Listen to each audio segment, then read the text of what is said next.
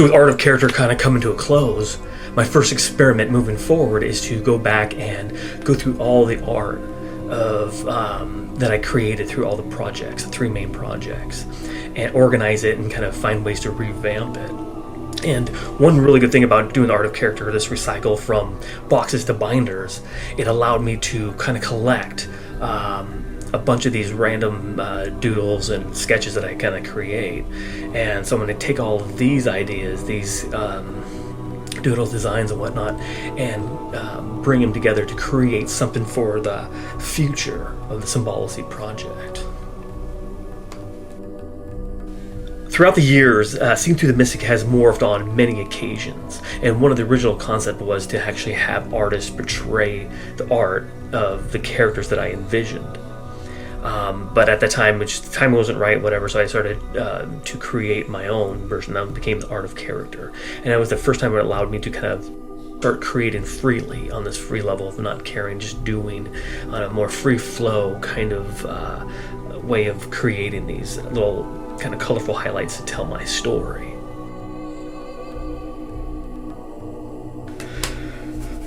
Open Mic, the movie, was my first musical-based kind of collaborative effort film project that would celebrate the open mic scene, as well as add new light to it, a new fixture to kind of pay tribute to this art form.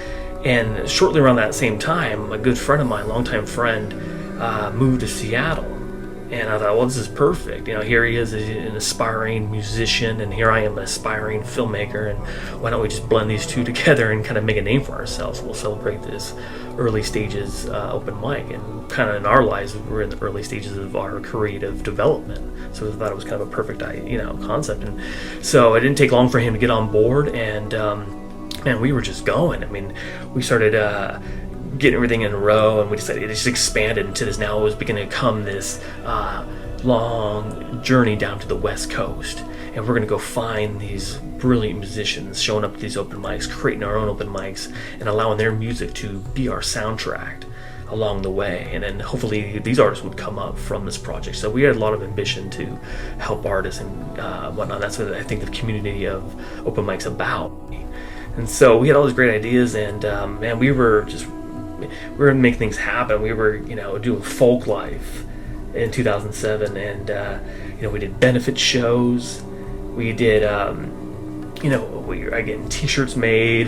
We just got that treatment going, and we just was like ready for investors. We were doing it all, man. And 2 guys had no experience whatsoever, and though it didn't really work out, I think in the long run, it was the experience of doing it. It was able to kind of create from scratch with somebody and not know where you're going, but still continuing with that vision. And for me, I feel that's hugely beneficial to the progression of where I'm at right now, and I'm hopefully for him as well with all the great things he's doing. So, Open Mic the movie, opening minds with Open Mic.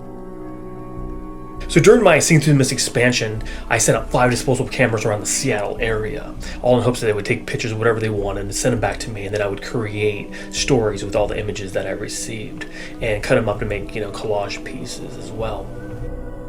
But what makes this expansion even more powerful for me, more sacred, is the fact that of the 5 cameras, 3 were returned, and each of them were a representation of love, death. The first one was the love of the family. Second one was death and zombies.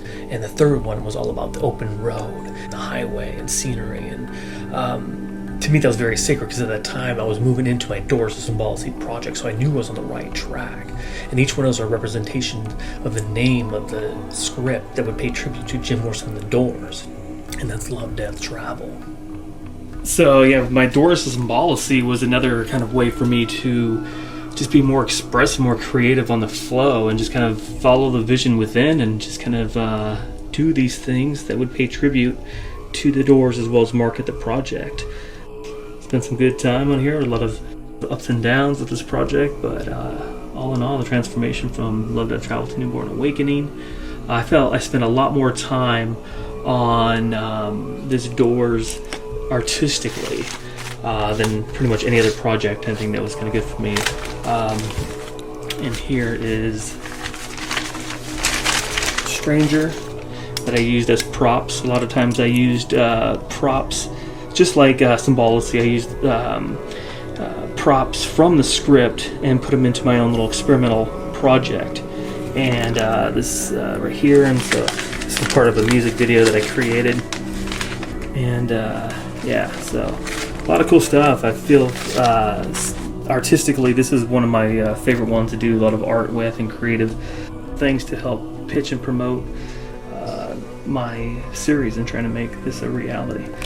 This is where the stranger actually spells the stranger wrong. I don't know if it was a bloop or intentional, or, yeah, lucky me. Lucky me.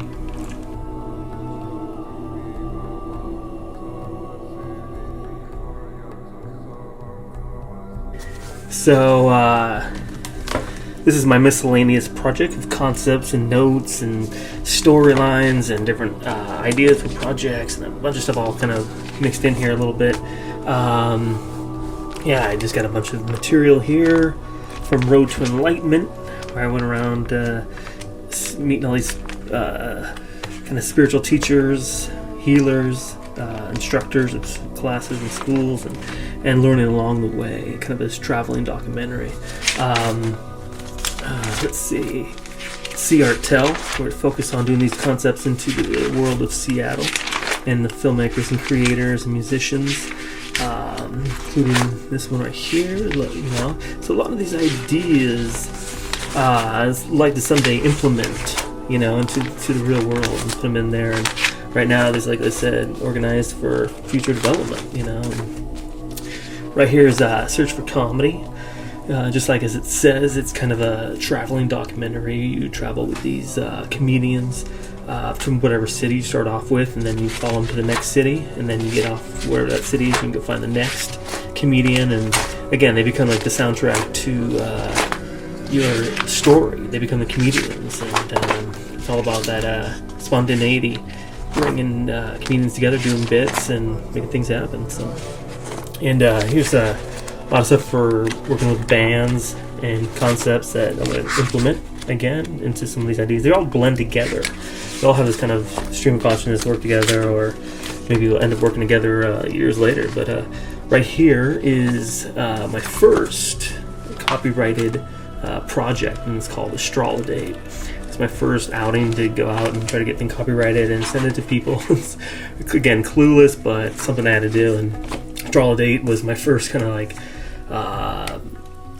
show where it's a dating show where you get 12 males and 12 females at each sign, and to see if really the elements of astrology do play a role, and then kind of compare it and contrast and make a little science project out of it. But yeah, just kind of let it go. Did its thing, so you never know. This is from old school stories that part of my creative development. You know, just kind of miscellaneous stuff that someday hopefully implement some of these ideas. And here's my Symbolicy as a business, when it was just going to become a business and do all this creative offbeat stuff to celebrate the human spirit.